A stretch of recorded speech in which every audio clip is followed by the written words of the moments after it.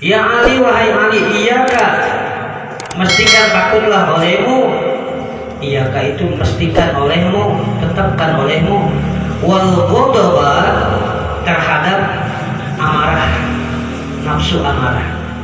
Fa innahu, karena sesungguhnya ghadab, karena sesungguhnya marah itu minasyaiton, dari setan datangnya. Wa huwa, dan setan aqdaru ma yakunu 'alaika bi halatil ghadab.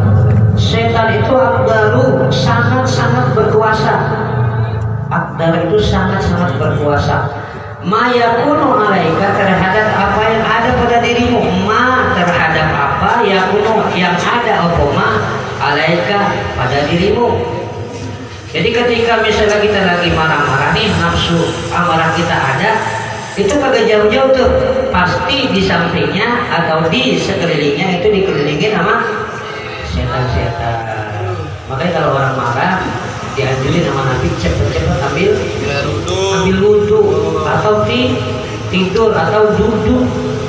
Kalau misalnya kita nih ada permasalahan antara keluarga atau teman, kita di diri nih, itu otomatis orangnya emosi. Kalau misalnya kita mau menyelesaikan orang, mendamai orang, ada masalah temannya lagi bertengkar satu sama lain, suruh duduk dua-duanya. Nanti kalau diri kafiran bisa main pukul, kalau disuruh duduk kan ada hawanya tuh ada. Atau suruh ambil wudhu. Gimana? Lo kan ada yang orang duduk bisa baca kayaknya. Kalau Bang Anas tahu lah, duduk bisa baca kayak gitu.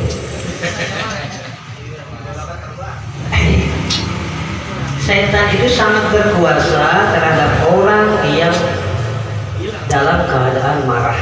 Setan itu paling berkuasa. Nah, udah gampang kok dimainin sama setan. Nah, ada itu baru marah doang ya. Belum sifat-sifat yang lain. Kadang-kadang sifat yang baik pun itu mesti didampingin sama bisikan-bisikan setan. Suatu kisah pernah Imam Ghazali itu seorang hujatul Islam, pengarang kitab Ihya Ulumuddin, tasawuf, kelas berat, kelas tinggi, kelas atas. Suatu ketika Imam Ghazali itu lagi ngerangin begini nih, lagi pengajian, lagi kongko-kongko kalau bahasa kita mah ya. Lagi ditanya sama muridnya, ya Syekh, bukankah kalau kita sering-sering berzikir, zikir nih, kalau tadi kan marah, kalau marah udah otomatis pasti sifat jelek kan, ini zikir sifat baik. Bukankah kalau kita sering berzikir, orang yang banyak-banyak berzikir itu pasti dekat sama Allah? Benar nggak? Zikir, banyak berzikir itu pasti mendekatkan kita kepada Allah. Ini ditanya sama muridnya, bukankah kalau kita banyak-banyak berzikir pasti kita dekat sama Allah, dan setan pun jauh dari diri kita. Jadi kalau kita banyak berzikir itu pasti dekat sama Allah, setan pun itu pasti jauh sama kita. Nah si murid ini nanya, tapi kenapa diri saya ataupun kebanyakan orang yang saya perhatikan pandai berzikir, sering-sering berzikir, ahli zikir, tapi bukan dekat sama Allah, tapi jauh dari Allah. Bahkan dekat sama yang namanya setan. Setan itu dekat sama mereka. Apa kata Imam Ghazali? Boleh jadi nih, diambil contoh, misalkan kamu mau misalnya mengusir seekor anjing.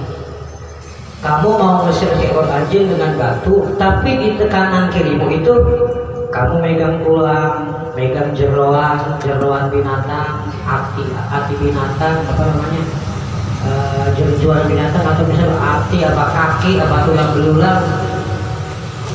Itu anjing ketika kamu lempar, ketika kamu suruh pergi nggak? Ya pasti pergi, ya misalnya bus pergi. Tapi kemudian ketika anjing itu melihat di sekelilingmu itu kamu megang tulang, megang jolo-joloan daging, megang segala macam, pokoknya yang kesukaan daging, pasti si anjing balik lagi.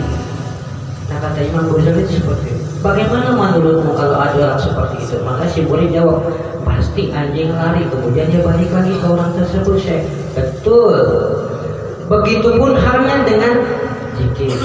Dengan orang yang pandai zikir, orang yang ahli zikir, ketika mereka berzikir kepada Allah tapi hatinya dipenuhi dengan kotoran-kotoran seperti yang dimiliki oleh orang yang tadi mengusir anjing, di hatinya ada penyakit, kotoran penyakit hasad, kotoran penyakit sombong, kotoran penyakit ria, merasa bener dewek, merasa paling bener dewek. Itu namanya penyakit kotoran tuh. Kalau anjing sukanya sama jeroan yang sifatnya kotor, ya diumpamakan kalau misalnya penyakit hati itu seperti kotoran itu, jeroan, tulang belulang. Nah kalau kamu misalnya ada orang zikir masih di hatinya punya sifat kayak gitu, punya sifat sombong, punya sifat ria, merasa benar dewek, merasa paling bagus, merasa paling pintar, itu setan bukan tambah jauh, tapi setan malah tambah mendekat. Begitupun Allah tidak akan dekat pada orang tersebut karena penyakit hati itu. Perumpamannya kayak gitu. Maka zikir harus diimbangin sama kelakuan. Jangan hanya zikir di mulut, ucapan doang zikirnya, tapi hatinya, perilakunya kagak sesuai apa yang dizikirkan seperti itu. Nah, nanti kayak gitu tuh. Bagaimana setan bisa pergi jauh, berpikir menghindar kalau di hati kita tuh masih ada sifat-sifat setan. Kan setan tuh suka sombong, ya, ria, pamer, paling bener deh setan mah. Yang lain sing-sing pada salah, dia tuh bener. Makanya setan mah ada temennya. Cuma ngembara. Begitupun nanti ketika kita melakukan puasa Ramadan. Ada sebuah hadis yang mengatakan bahwa kalau kita puasa, bulan puasa itu setan-setan itu pasti dibelenggu, dirantai sama Allah, kagak bisa ngapa-ngapain, kagak bisa berani godain orang yang lagi puasa. Tapi ketika kita lagi puasa, hati kita masih diliputi sifat sombong, hati kita masih ngucapin kata-kata kotor, hati kita masih suka ngumpat, marah-marah, setan yang tadinya terbelenggu dengan sifat-sifat yang ada kayak kita di diri kita tuh terlepas belenggu setan.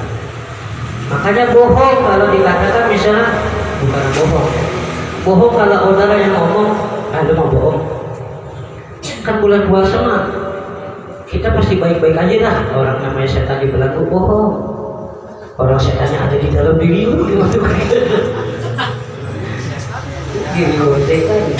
Makanya seperti itu. Ketika kita tidak berzikir, sama halnya begini. Sama sifat amarah kayak gitu. Sifat amarah itu adalah sifat setan. Jadi setan itu ketika kita lagi marah, itu paling udah ini aja mana. Ini udah main dua begitu. Kagak pakai ditiup-tiup sama setan. Kalau misalnya setan jadi kita, itu setan pasti ini ampun sama kita.